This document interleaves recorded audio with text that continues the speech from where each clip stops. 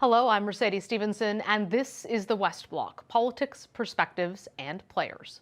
American taxpayers provide between $400 million and $500 million per year to the WHO. In contrast, China contributes roughly $40 million a year, and even less.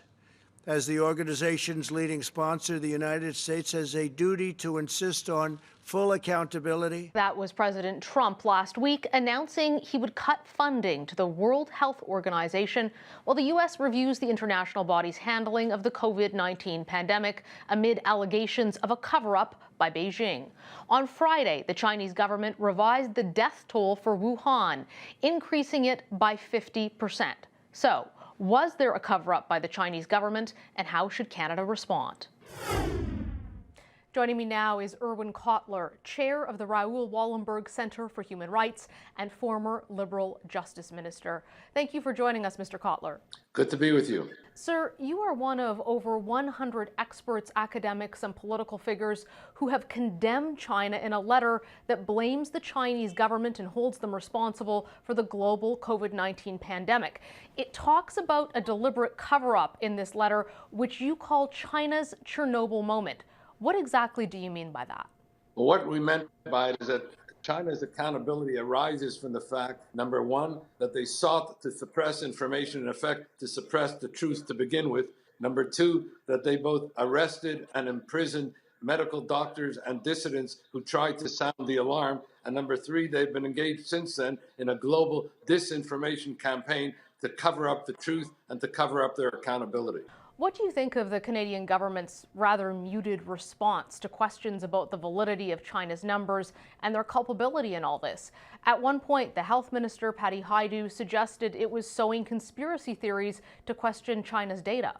Well, I understand why the Canadian government's position has been somewhat mooted. We are between a rock and a hard place in the matter of the imprisonment and false arbitrary detention of the two Michaels. It's a delicate geopolitical moment. But the real issue has been the fact that the international community have been bystanders and enablers of what has been a pattern of, and I use the word CCP, the Communist Party, not the Chinese people. We want to distinguish between the government and its people who are the targets of their oppression. But we have been witnessing now a state-orchestrated pattern of repression respecting the Tibetans, the Uyghurs, the Falun Gong, the Hong Kong, the Taiwanese, that has been going on now for 20 years. The time has come to hold China to account in the court of public opinion, if not in courts themselves. How do you go about doing that?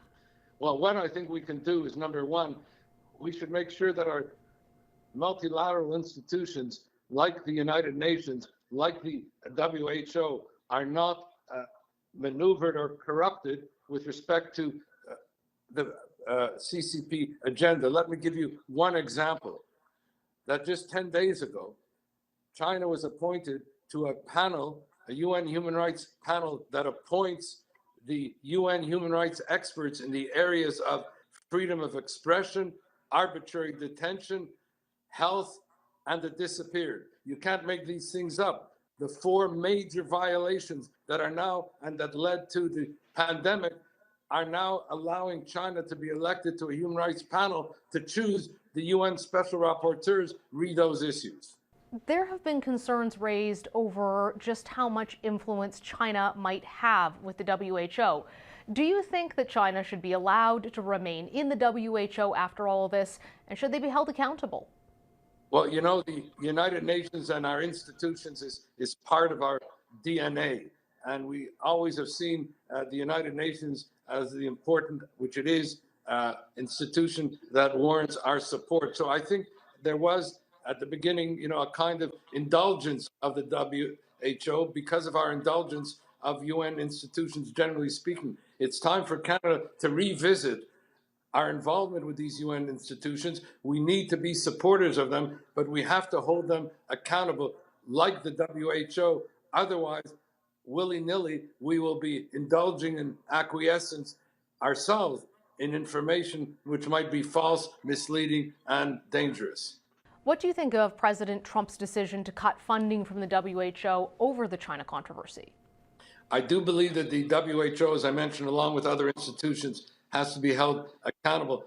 Regrettably, President Trump is not the person to have the credibility to engage in this initiative. He himself, in terms of his presidential leadership under this, began with denial, led to delay, led to dysfunction, led to him engaging in attacks on the media and others as this being false news. So he's not the most credible figure, even if he may be doing the right thing. I would much prefer there to be a multilateral group of the community of democracies that seeks to hold the WHO to account. How do you think that Prime Minister Trudeau should proceed? Well, I think the Prime Minister at this point is concentrating on what is the best priorities and policies with regard to protecting the Canadian people at this point from the ravages of this pandemic which reached our shores. I think we will have to do a rethink when this matter is over and begin to ask ourselves, what are the initiatives we can take? For example, I think we should be applying Magnitsky sanctions and targeting the specific individuals in China that have been responsible for the suppression of the truth and for the arrest and imprisonment and disappearances of doctors and dissidents. We've applied Magnitsky sanctions to Russia, to South Sudan, to Myanmar, to Venezuela, but we've not yet applied any sanctions to China. By doing so, we allow them to, in fact, not be held accountable and maybe indulge their impunity. Some say the virus would have spread no matter what, and that it's unfair to blame China in all of this. What would you say to them? I don't know if it would have spread, but I do know, as scientific publications have shown, that 95% of it would not have spread. And all the authoritative scientific evidence is that this could have been halted at the beginning if the truth were not suppressed, if those who tried to sound the alarm were not imprisoned, and the like. So it does bear accountability. In fact, as we are speaking, the leadership in China is seeking to censor scientific publications which are seeking to still report on the pandemic then and now. Irwin Cotler, thank you for joining us. Good speaking with you, and thank you for having me. That's all the time we have for today. Thanks for joining us. For the West Block, I'm Mercedes Stevenson. Stay safe, everyone, and look after each other.